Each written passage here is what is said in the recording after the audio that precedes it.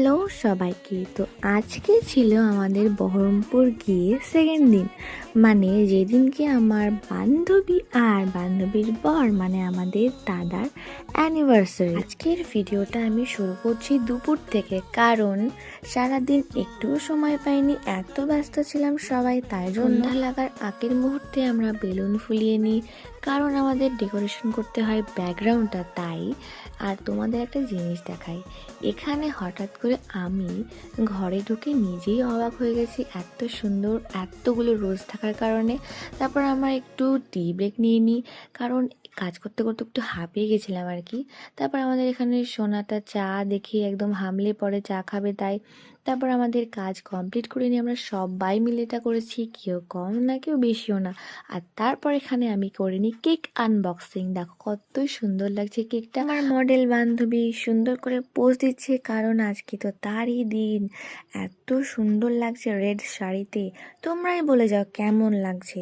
আমার বান্ধবী বলে বলছি না, দেখতেও বরাবরই ভীষণই সুন্দর আর মডেলের মতো। আর এক আমি হয়েছি নেপালে ধ্যাপালে, কি আর কইব বলেন, সহ্য করে চলতেই হইবে, কিছু করার নাই।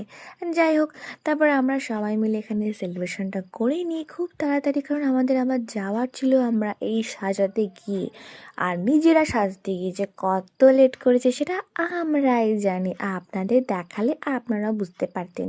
আর এখানে আমাদের এই স্পার্কেলটা নেভার কোনো নামই নিচ্ছে না। আরে ভাই থাম থাম, আমরা সবাই এখানে ওটাকে নিয়ে হাসাহাসি করছি, ভাই তোর একটু মান সম্মান নেই? আরে বন্ধ হো রে, তুই বন্ধ হো, কিছুতেই হয় না।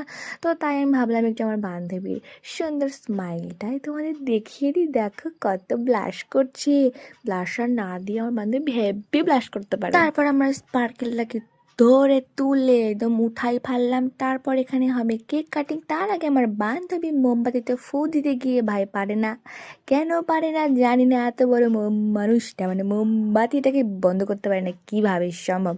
তারপরে কেক ফেক কাটিং করে নেয় সুন্দর করে, আমাদের জামাই বাবু মানে আমাদের দাদাকে খাইয়ে দেয়।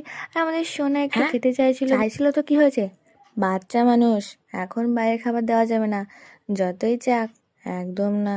তারপর আমরা এখানে সবাই সুন্দর করে ফটো টটো তুলে দিই ওদের, আমরাও তুলেছি, সেগুলো তোমরা ফেসবুকে দেখতে পাবে। আমি যদি এখনও কিচ্ছু পোস্ট করে উঠতে পারিনি, তবে আশা করছি করব। আর এরপরে আমাদের আরেকটা সেলিব্রেশন আছে, এই যে এখানে আমার একটা বান্ধবীর মানে আমাদের বান্ধবীর তো জন্মদিন ছিল, যেটা আমরা সেলিব্রেট করতে পারিনি, তবে ভাবলাম সুযোগের সদ্ব্যবহার করা যাক।